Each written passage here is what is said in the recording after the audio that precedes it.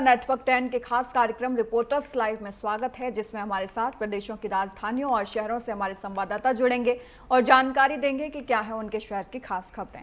और इसी पर अधिक जानकारी के लिए हमारे साथ हमारे संवाददाता ईशा ठाकुर जुड़ गई हैं। ईशा, अगर मैं पंजाब और हरियाणा की बात करूं तो क्या बड़ी खबरें आज की? ठीक है, हमारे साथ हमारे संवाददाता अजहर हुसैन भी जुड़ गए से बात करें। ठीक है ईशा, बोलिए। बिल्कुल, देखिए पंजाब की अगर बात करें तो पंजाब कैबिनेट की अहम बैठक दोपहर 12 बजे पंजाब के मुख्यमंत्री भगवंत मान की अध्यक्षता में मुख्यमंत्री आवास पर होनी है। लैंड पूलिंग पॉलिसी को लेकर जिस तरीके से चौतरफा यहाँ पर पंजाब सरकार घिरती हुई नजर आ रही है, यही वजह है कि उसमें संशोधन किया जा रहा है। पिछली बैठक में भी संशोधन सरकार की तरफ से किया गया था और एक सप्ताह में ये दूसरी कैबिनेट की बैठक होने जा रही है। इस कैबिनेट की बैठक में कुल मिलाकर 7 एजेंडे रखे गए हैं।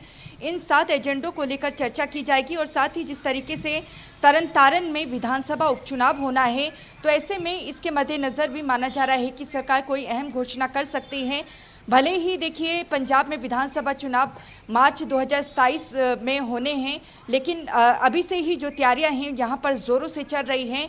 और क्योंकि आम आदमी पार्टी की पंजाब में सरकार है, ऐसे में दिल्ली जैसा नुकसान आम आदमी पार्टी नहीं चाहती और यही वजह है कि लगातार कैबिनेट की बैठकें यहाँ पर की जा रही हैं, जिसमें कई बड़े प्रस्तावों को मंजूरी दी जा रही है। और एक बार फिर से आज कैबिनेट की बैठक बुलाई गई है और उसमें देखना होगा कौन से अहम प्रस्ताव है जिसमें मोहर लगती है। लेकिन ये माना जा रहा है कि जिस तरीके से तरन तारन में विधानसभा उपचुनाव होना है, उसको लेकर कई बड़ी घोषणाएं यहाँ पर की जा सकती है और उद्योगों को लेकर भी कई बड़े फैसले मान सरकार आज ले सकती है। इसके अलावा देखिए जिस तरीके से अगर हम बात करें पंजाब और हरियाणा के दोनों ही पड़ोसी राज्य हैं, तो ऐसे में अब हरियाणा के मुख्यमंत्री ने पंजाब में भी अपनी गतिविधियां बढ़ा दी हैं चुनाव को लेकर। और ऐसे में बीजेपी चाहती है कि जिस तरीके से दूसरे राज्यों में बीजेपी का दबदबा है, लेकिन पंजाब ऐसा राज्य है जहां पर बीजेपी काफ़ी कमज़ोर स्थिति में है, लेकिन बीजेपी यहां पर अब ज़मीनी स्तर पर काम करती हुई नज़र आ रही है। और अगर हरियाणा की बात करें तो विधानसभा चुनाव में ये वादा किया गया था हरियाणा की जनता से, खासतौर से महिलाओं से, कि 2100 रुपये प्रति माह लाडो लक्ष्मी योजना के तहत हरियाणा की प्रत्येक महिला को दिया जाएगा। और जिस तरीके से तीज फेस्टिवल की अगर बात करें, हालांकि तीज का जो भव्य त्यौहार है वो 27 को मनाया जाएगा, लेकिन हरियाणा में राज्य स्तरीय कार्यक्रम अंबाला में आयोजित किया जाएगा, जिसमें महिलाओं को लेकर कई बड़ी घोषणाएं मुख्यमंत्री नायब सिंह सैनी कर सकते हैं। लेकिन यहाँ पर नजरें टिकी हैं कि तीज महोत्सव पर या फिर राखी जो कि 9 तारीख को 9 अगस्त को बनाई जानी है। ईशा, आप हमारे साथ बने रहिए। इसी बीच एक बड़ी खबर आपको बता देते हैं। मालदीव प्रधानमंत्री नरेंद्र मोदी पहुंच गए हैं। बड़ी खबर लगातार आपको बता रहे हैं, जहां पर एयरपोर्ट पर पीएम मोदी का स्वागत किया गया है। पारंपरिक लोक नृत्य के साथ स्वागत उनका किया गया। इसी के साथ साथ आपको ये भी जानकारी दे दें कि लोक कलाकारों ने उनका स्वागत किया। राष्ट्रपति मोहम्मद मुइज्जू ने उनको रिसीव किया है। तो बड़ी खबर लगातार आपको बता रहे हैं नेटवर्क 10 पर, जहां पर आपको बता दें कि प्रधानमंत्री नरेंद्र मोदी मालदीव पहुंच चुके हैं। एयरपोर्ट पर पीएम का भव्य स्वागत किया गया। इसी के साथ साथ आपको बता दें कि पारंपरिक लोक नृत्य के साथ उनका स्वागत किया गया। लोक कलाकार जो हैं वो वहां पर नजर आए। इसी के साथ साथ राष्ट्रपति मोहम्मद मुइज्जू उन्हें रिसीव करने एयरपोर्ट पर पहुंचे।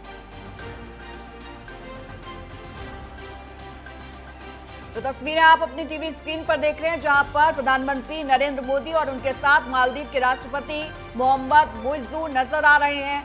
इसी के साथ साथ आपको बता दें कि ये मालदीव दौरा जो है वो कई मायनों में प्रधानमंत्री मोदी का खास माना जा रहा है। और इसी के साथ साथ आपको बता दें कि यहाँ पर खुद राष्ट्रपति मोहम्मद मुइज्जू जो है मालदीव के, वो उनको रिसीव करने के लिए पहुंचे और लोक कलाकारों ने उनका किस तरीके से भव्य स्वागत किया है, ये आप तस्वीरों को देखकर समझ सकते हैं।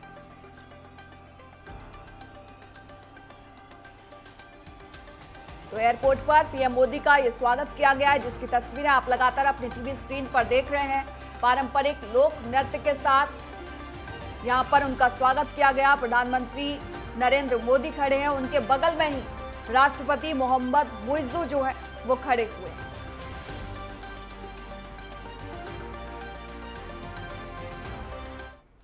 और चलिए वापस संवाददाता ईशा के पास मैं जाना चाहूंगी। ईशा, आप अपनी बात पूरी कर लीजिए। बिल्कुल, देखिए जिस तरीके से हरियाणा में विधानसभा चुनाव के दौरान बीजेपी ने ये वादा किया था कि महिलाओं को 2100 रुपये प्रति माह दिया जाएगा और विधानसभा में इसके लिए 5000 करोड़ का बजट भी रखा गया था।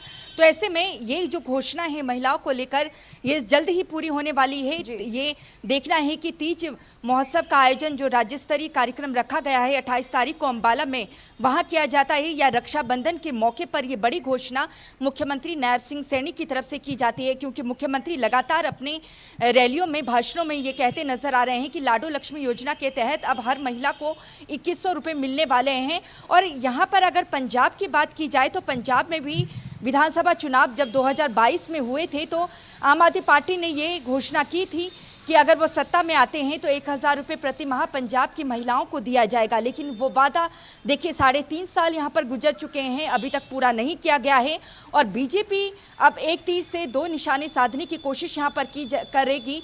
एक तरफ हरियाणा की महिलाओं को जो सौगात यहाँ पर दी जाएगी 2100 रुपये की, और ऐसे में पंजाब में भी एक संदेश दिया जाएगा कि ऐसी जो घोषणा है आम आदमी पार्टी ने भी की थी जो पूरी नहीं की गई है, और ऐसे में बीजेपी को मौका पंजाब में भी दिया जाए। और ये जो तमाम जो कोशिशें हैं बीजेपी की वो कितनी रंग लाती है ये तो समय आने पर ही पता चल पाएगा। लेकिन एक भव्य कार्यक्रम का आयोजन राज्य स्तरीय तीज महोत्सव को लेकर अंबाला में किया जाएगा। लेकिन 9 अगस्त की अगर बात करें, राखी को लेकर माना जा रहा है पूरी तरीके से कि राखी के समय सरकार ये बड़ी घोषणा कर सकती है। तीसरी बड़ी खबर की अगर बात करें तो देखिए मौसम को लेकर एक बार फिर से अलर्ट जारी किया गया है। 27 और 28 जुलाई की अगर बात करें, भारी बारिश की यहाँ पर चेतावनी दी गई है।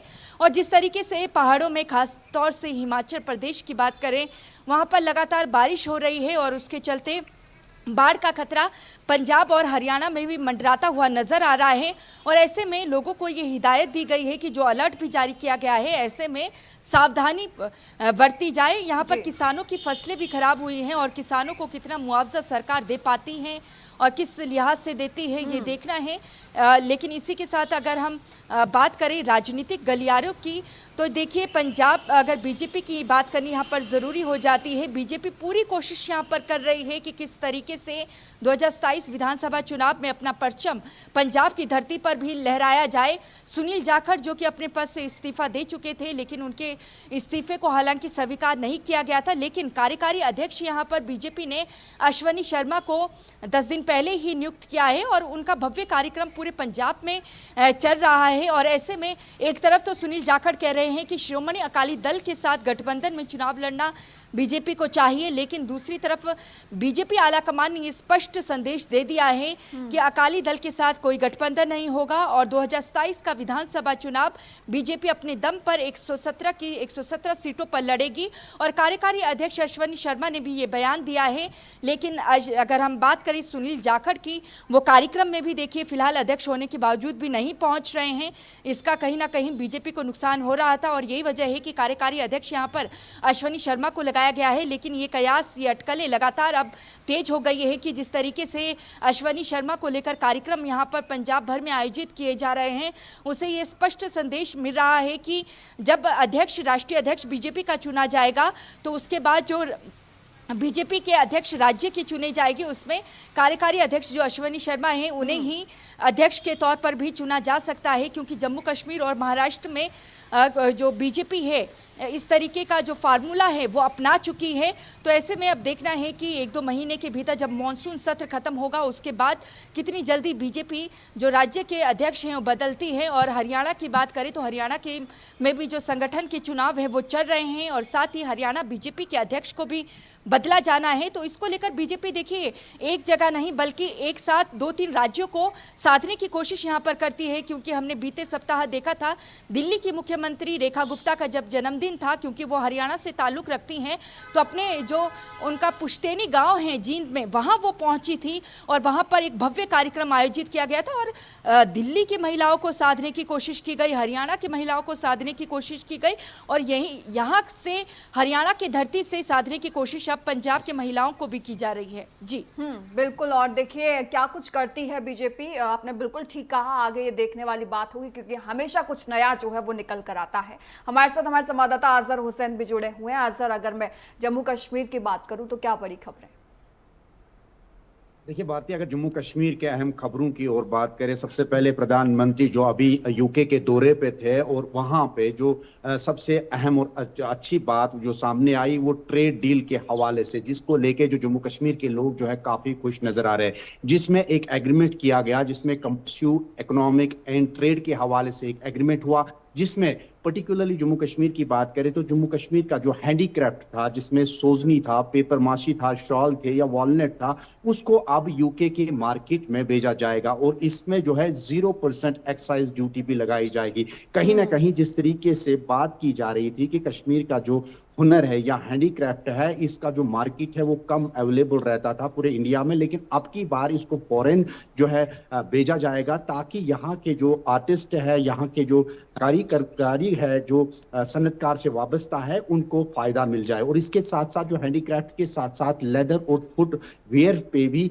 इस बार जो है एक्सपोर्ट किया जाएगा और इस पे भी जो है जिस तरीके से मैंने तज़किरा किया कि 0% जो एक्साइज ड्यूटी है वो लगनी जाएगी। कहीं ना कहीं इस हवाले से इस ट्रेड से वाबस्ता जो लोग हैं वो काफी खुश नजर आ रहे हैं। दूसरी खबर और अहम खबर की बात करें तो जिस तरीके से लगातार दक्षिणी कश्मीर में जो सियासी गलियारे जो है काफी जो है गथम गथम देखने को मिल रही है, जिस तरीके से शोपियान में हमने देखा कि रिसेंटली डिप्टी सीओ ऑफिस के जो है तबादले या उसको दूसरी जगह शिफ्ट करने के हवाले से पूरे बंद का आह्वान रहा, लेकिन अब की बार दूसरा एक और जो खबर है वो अनंतनाग से सामने आई, जिसमें केपीडीएल यानी एसटीडी का जो सब डिवीजन है उसको शिफ्ट करने की बात है। दरअसल ये बात तब सामने आई जब ये कहा गया कि जिस स्थान पे अभी वो खड़ा है, जो इलेक्ट्रिक सब डिवीजन है, वहां पे जो उसका ऑफिस है वो काफी खस्ता हाल हो चुका है, अब उसको शिफ्ट करने की जरूरत है। उसके बाद में जो वहां पे एमएलए है डॉक्टर बशीर वीरे, उन्होंने भी लेट आवर्स में फिर एक्स पे कहा कि ये जो ऑफिस है इसको वहां से शिफ्ट नहीं किया जाएगा बल्कि इसको रिनोवेट किया जाएगा। लेकिन इस हवाले से फिलहाल दक्षिणी कश्मीर को काफी सारे जो मेन सिटीज में या मेन ऑफिस जो है उनको शिफ्ट करने की बात के हवाले से काफी सियासत गरमा रही है। तीसरी खबर की अगर हम अपडेट की बात करें, हज 2024 के हवाले से जिस तरीके से कश्मीर को जो कोटा मिला है, इस बार जो है 7,896 का कोटा मिला है, लेकिन जो एप्लीकेशन की जो रजिस्ट्रेशन की जो आखिरी डेट है वो 31 जुलाई 2025 की बताई जा रही है और इस पे जो टोटल जो खर्चा है वो तकरीबन 7,10,000 रुपए का जो खर्चा है वो किया जाएगा। क्योंकि अभी जो रजिस्ट्रेशन है वो ऑनलाइन में हो रही है और ऑफलाइन बिल्कुल नहीं हो पा रही है, तो इस हवाले से जो आंकड़े सामने आ रहे हैं, सरकारी आंकड़े आ रही हैं कि इस बार जो है काफी कम संख्या में जो एप्लीकेशन है वो सामने आ रही है। अभी तक जो है तकरीबन 2244 एप्लीकेशनें जो है वो सामने आई है। इनमें से जो पुंछ, डोडा और कश्तवाड़ में बिल्कुल भी कम रेस्पॉन्स आ रहा है। तो इसकी वजह यह भी है कि सूदी गवर्नमेंट की जानिब से जो वहाँ पे अब की बार जो नए कानून बताए जा रहे हैं इस हज को लेके, तो इस हवाले से भी कम रेस्पॉन्स देखने को मिल रहा है। तीसरी अगर अहम खबर की अगर हम बात करें, इंजीनियर रशीद जो अभी तिहाड़ जेल में बंद है, उसके हवाले से जो संसद में अभी सेशन चल रहा था, उन्होंने एप्लीकेशन दायर की थी कि वो भी संसद जो है वो ज्वाइन करना चाहते हैं, लेकिन उसके बाद में जो कोर्ट की तरफ से आदेश आया था कि वो संसद जो है ज्वाइन कर सकता है, लेकिन इस बीच जो उसका खर्चा आएगा, यानी जो पुलिस की गाड़ियां जो उस तक लगेगी, जो पूरे चाको चौबंद तक जो संसद तक लगेगी, वो जो है इंजीनियर रशीद बर्दाश्त करेगी। इसका जो तकरीबन जो टोटल खर्चा था वो 1,45,000 रुपए का खर्चा था, जो कि इंजीनियर रशीद को वहां पे भरना था और उसके बाद में वो जो है वो फिर उसमें हिस्सा ले सकता था। लेकिन उसके बाद में जो जिस पार्टी से इंजीनियर रशीद जो ताल्लुक रखता है यानी अवामी इत्तेहाद पार्टी ने भी फिर पटियाला के हाई कोर्ट में एक जो है एप्लीकेशन दायर की। आज दोपहर में उस पर समाअत आनी बाकी है, क्या कुछ होता है और क्या फिर कोर्ट फैसला सुनाता है, क्या वाकई तौर पे जो कल जो है इंजीनियर रशीद जो है संसद में हिस्सा लेंगे, क्योंकि इंजीनियर रशीद जो है नॉर्थ कश्मीर से वो जीत के आए हैं एज मेंबर पार्लियामेंट और तब से लेके और उससे पहले भी वो जेल में लगातार बंद है। अगर अमरनाथ यात्रा के हवाले से बात करें, अमरनाथ यात्रा 2025 के हवाले से बात करें, अभी तक जो है तकरीबन 3,05,000 के करीब जो श्रद्धालु है उन्होंने बाबा बर्फानी के दर्शन करके वो फैजियाब हुए हैं। लेकिन इसमें आज की बात ये खास है कि इसमें जो है एक ग्रुप जो है वो फॉरेनर्स का ग्रुप बताया जाता है, जो 9 मेंबर्स पर जो मुश्तमिल था, जो कि काफी सारे जो फॉरेन कंट्रीज से उन्होंने भी इस बार जो है बाबा बर्फानी के दर्शन की है। बाद में जब उन्होंने बात की, उन्होंने स्पष्ट कर दिया कि जिस तरीके की सिक्योरिटी जो व्यवस्था की गई थी और सिक्योरिटी के साथ साथ जो कश्मीर में मेहमान नवाजी थी इस पर उस मैं आपसे हवाले से चर्चा करूंगी, अजहर आपके पास वापस लौटूंगी। और ईशा, देखिए पंजाब की अगर मैं बात करूं तो बेअदबी कानून जो है वो लगातार चर्चाओं में रहा, उसका फायदा ग्राउंड जीरो पर आपको कितना दिख रहा है आम आदमी पार्टी के लिए? और दूसरी बात, हरियाणा में लगातार विकास के कार्य जो है वो देखने को मिल रहे हैं, नायब सैनी जो है वो लगातार अलर्ट मोड में नजर आ रहे हैं, नशे के खिलाफ भी एक अभियान छेड़ रखा है, कितनी पॉजिटिविटी आपको वहां पर नजर आती है? देखिए, अगर बेअदबी को लेकर बात की जाए तो 2015 से ये मामला लगातार तूल पकड़ता हुआ नजर आ रहा है और विधानसभा चुनाव में भी एक चुनावी मुद्दा ये बनता रहा है। लेकिन जिस तरीके से अगर हम बात करें मान सरकार की तरफ से आनन फानन में जिस तरीके से विधानसभा का सत्र पहले 2 दिवसीय बुलाया जाता है कि बिल लेकर आया जाएगा कानून बनाने को लेकर बेअदबी के संबंध में, लेकिन उसके बाद जब सत्र लाया जाता है तो ड्राफ्ट तैयार नहीं होता है और 2 दिन की और अवधि बढ़ाई जाती है। लेकिन और ऐसे में सिलेक्ट कमेटी को भेजा गया था उस प्रस्ताव को, और ऐसे में सिलेक्ट कमेटी की बीते कल ही बैठक हुई है और बैठक में ये निर्णय लिया गया है कि सब कमेटियां बनाई जाएगी और इसके तहत जो पंजाब की जनता है या धर्मगुरु हैं या संगठन हैं उनसे तमाम राय मशवरा लिया जाएगा कि अगर पंजाब सरकार की तरफ से कहीं कमी रह गई है, जो ड्राफ्ट तैयार किया गया था, जो प्रस्ताव विधानसभा में लाया गया था, तो उसमें जो लोग हैं अपने सुझाव दे सकते हैं। इसके अलावा 117 सभी जो विधानसभा हलके हैं उनके विधायकों को ये जो बिल की कॉपी है वो भी दी गई है और जो विधायक हैं, जो नेता हैं, वो भी अपने सुझाव दे सकते हैं धर्म को लेकर। अगर किसी तरीके की कोई आपत्ति है किसी को, और 6 महीने के भीतर ये रिपोर्ट विधानसभा में एक बार फिर से पेश की जाएगी। लेकिन यहाँ पर लगातार आरोप लगाया जा रहा है कि आनन फानन में सरकार इस बिल को लेकर आई थी, विधानसभा में हुआ कुछ नहीं और सीधा सिलेक्ट कमेटी को इसे भेजा गया है। और ये भी कहा गया है कि प्रावधान जो यहाँ पर रखा गया है कि उम्रकैद की सजा हो सकती है अगर बेअदबी की घटना होती है, इसको लेकर भी विपक्ष ने कई सवाल खड़े किए हैं। जहाँ तक अगर हम हरियाणा के लिहाज से बात करें तो लगातार यहाँ पर देखिए, क्योंकि चुनाव से पहले ही मुख्यमंत्री का चेहरा हरियाणा में बीजेपी ने बदला था और ऐसे में उसका फायदा भी बीजेपी को हुआ। ओबीसी समाज से नायब सिंह सैनी आते हैं और नायब सिंह सैनी को मुख्यमंत्री बनाया गया, उनके चेहरे पे चुनाव लड़ा गया और अब लगातार बिल्कुल एक के बाद एक नई पहल जो है वो यहाँ पर देखने को मिल रही है। तमाम जानकारी के लिए बहुत बहुत धन्यवाद ईशा। और देखिए हमारे साथ राघवेंद्र प्रताप सिंह भी जुड़ गए, उत्तर प्रदेश के ब्यूरो चीफ। राघवेंद्र, अगर मैं उत्तर प्रदेश की बड़ी खबरों की बात करूं तो क्या बड़ी खबरें आज की? बिल्कुल भारतीय, आज सीएम योगी आदित्यनाथ का तीसरा दिन था, गोरखपुर जो दौरा था उनका। आज उन्होंने गोरखनाथ मंदिर में जनता दर्शन लगाया, लोगों की समस्याओं को सुना और जिम्मेदार अधिकारियों को समस्याओं के निस्तारण के लिए उन्होंने निर्देश जारी किए। तमाम छोटे बच्चों से भी उन्होंने भेंट मुलाकात की और बच्चों को टॉफी भी खिलाया। इसके अलावा गौ सेवा करते हुए भी सीएम योगी आदित्यनाथ देखे गए। वहीं हम छांगुर की बात कर लें, जलालुद्दीन की जिस तरह से अवैध धर्मांतरण मुद्दे पे उसकी गिरफ्तारी हुई है, ईडी ने 7 दिन की रिमांड को और मांगा है। 27-28 जुलाई को कोर्ट ने उसे तलब भी किया है। लगभग 80 करोड़ रुपए के लेन देन की बातें सामने आई हैं। तो छांगुर पे शिकंजा कसदा जा रहा है। एक तरफ ईडी सक्रिय है तो दूसरी तरफ इनकम टैक्स और तीसरी तरफ एसटीएफ उत्तर प्रदेश के। तो एक तरह से कहा जा सकता है कि अवैध धर्मांतरण मुद्दे पे छांगुर के अब दिन लद गए हैं। वो समय दूर नहीं जब उनके गिरोह में जितने भी लोग हों उनकी गिरफ्तारियां हो जाएं और उनको सज़ा मिल जाए।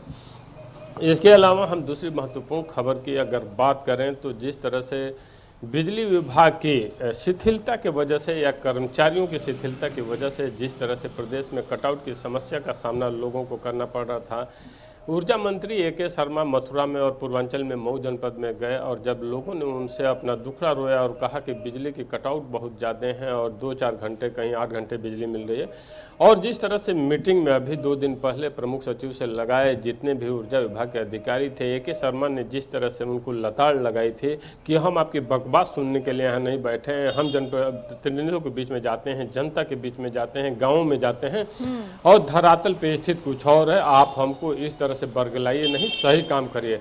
उसके बाद से एक दूसरा वीडियो आज उनका वायरल हुआ है ऊर्जा मंत्री का, जिसमें वो कहते हैं कि भगवान राम भी 3 दिन प्रार्थना किए, जब समुद्र नहीं सुना तो उनको भी उठाना पड़ा था। फिर कृष्ण की उन्होंने चर्चा की कि उनको भी सुदर्शन उठाना पड़ा था। तो जो भी अधिकारी कर्मचारी इसमें लिप्त हैं और जानबूझ करके कटौती कर रहे हैं वो बख्शे नहीं जाएंगे और सुदर्शन चल चुका है। तो एक तरह से कहा जा सकता है कि ऊर्जा मंत्री ए.के. शर्मा अपने अधिकारियों पे, अपने कर्मचारियों पे नकेल कसते हुए दिख रहे हैं। वहीं सीएम योगी आदित्यनाथ ने पूरे मामले को अपने संज्ञान में लिया है और 3:30 बजे लखनऊ में 5KD पे ऊर्जा विभाग की समीक्षा बैठक बुलाई है और इस मीटिंग में तमाम जिम्मेदारियां तय की जाएंगी कि प्रदेश के विभिन्न जनपदों में आखिर कटआउट की समस्या कैसे हो रही है। जब हम मुख्यमंत्री की तरफ से कोई वीआईपी जनपद घोषित नहीं किए गए हैं, हर जनपद को समानुपातिक क्रम में बिजली देने की बातें जब सरकार की तरफ से कही जा रही हैं, तो आखिर ये फॉल्ट कहां से आ रही है। तो हो सकता है कि कुछ अधिकारियों पे, कुछ कर्मचारियों पे गाज भी गिरे। इसके अलावा हम बात कर लें लखनऊ की राजनीति की, तो समाजवादी पार्टी के खास करके वो भारतीय जनता पार्टी में हमलावर है। जिस तरह से उत्तर प्रदेश सरकार के ही मंत्री को अपने इंस्पेक्टर के खिलाफ धरने पे बैठना पड़ा था कि जब फर्जी मुकदमा ये दर्ज किया है भारतीय जनता पार्टी के कार्यकर्ताओं पे और परेशान कर रहा है। फिर डिप्टी सीएम ब्रजेश पाठक से उन्होंने बातें की और जिस तरह की बातें सामने आई उस पर समाजवादी पार्टी के मुखिया अखिलेश यादव ने दोनों डिप्टी सीएम पे तंज कसा। तो एक तरह से कहा जा सकता है कि राजनीतिक उठापटक भी प्रदेश में देखने को मिली है। तो दूसरी तरफ ऊर्जा की कटआउट की समस्या से जो सामना है उससे निजात दिलाने के लिए सीएम योगी आदित्यनाथ ने आज महत्वपूर्ण बैठक बुलाई हुई है। जी बिल्कुल, देखिए तमाम बड़ी खबरें उत्तर प्रदेश से भी। और अजहर, मैं आपसे भी एक कमेंट लेना चाहूंगी अमरनाथ यात्रा को लेकर और इसी के साथ साथ कि क्या कुछ मौसम की मार जो है उसके लिए प्रशासन ने जो व्यवस्थाएं की हैं वो कितनी ग्राउंड जीरो पर नजर आ रही हैं।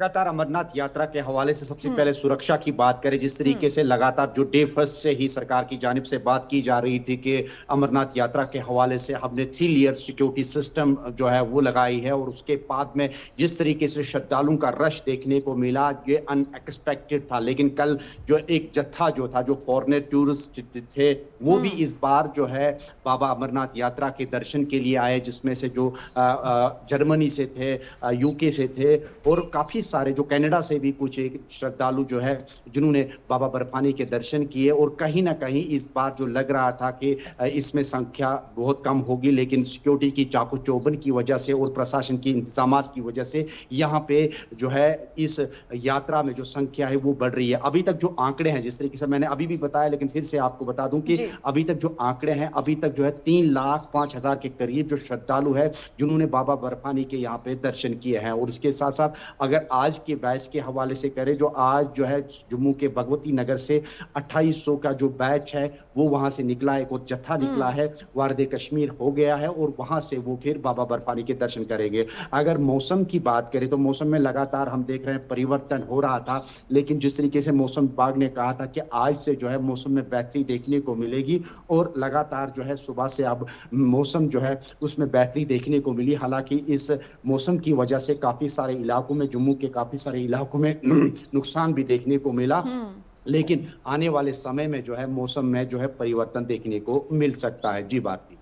हाँ बिल्कुल, देखिए तमाम बड़े अपडेट्स जिस पर बात की। और एक छोटा सा कमेंट राघवेंद्र आपसे लेना चाहूंगी। यहाँ पर उत्तर प्रदेश को लेकर सियासत तो लगातार गर्मा ही रही है, लेकिन इसको लेकर विपक्ष भी देखिए अब लामबंद जो है नजर आ रहा है। एक तरफ हम बात कर लें बिहार मतदाता सूची की, तो दूसरी तरफ यहाँ पर भी समाजवादी पार्टी जो है वो पीडीए का सहारा लेकर आगे बढ़ने की कोशिश और 2027 की सत्ता जमाने की कोशिशों में लगी। एक छोटा सा कमेंट उस पर। बिल्कुल भारतीय, चूंकि उत्तर प्रदेश ही केंद्र की सत्ता तय करता है और भारत का सबसे बड़ा राज्य है। यहाँ विधानसभा और लोकसभा की सर्वाधिक सीटें हैं, पंचायतों की सर्वाधिक सीटें हैं और यहाँ पे आने वाले समय में ही 4 महीने बाद पंचायत का चुनाव होना है। तो उसके बाद से आगामी विधानसभा चुनाव भी 27 में हो रहे हैं। तो हर राजनीतिक दल स्कूल मर्जर के बहाने या फिर पीडीए के बहाने या फिर अवैध अतिक्रमण या जिस तरह से एनकाउंटर की प्रक्रियाएं हुई हैं या फिर बुलडोजर की कार्रवाई हुई है, विपक्ष उन मुद्दों को अपने हिसाब से उठाता है और सरकार अपने हिसाब से बताती है कि हम अच्छा कर रहे हैं और बेहतरीन कानून व्यवस्था के लिए हमारा प्रयास है कि महिलाएं सुरक्षित रहें, जनता सुरक्षित रहे, आम नागरिक सुरक्षित रहे, नौकरी पेशा के लोग सुरक्षित रहें। और बार बार विपक्ष इन्हीं मुद्दों पर सरकार को घेरने का काम करता है। तो एक तरह से कहा जा सकता है कि सभी पंचायत चुनाव को ध्यान में रखते हुए और विधानसभा चुनाव को ध्यान में रखते हुए अपनी अपनी बातें रखते हैं। जी भारती। हाँ बिल्कुल, देखिए तमाम बड़े अपडेट्स जो कि आप लोगों ने दिए, आप सभी का बहुत बहुत धन्यवाद तमाम जानकारी के लिए।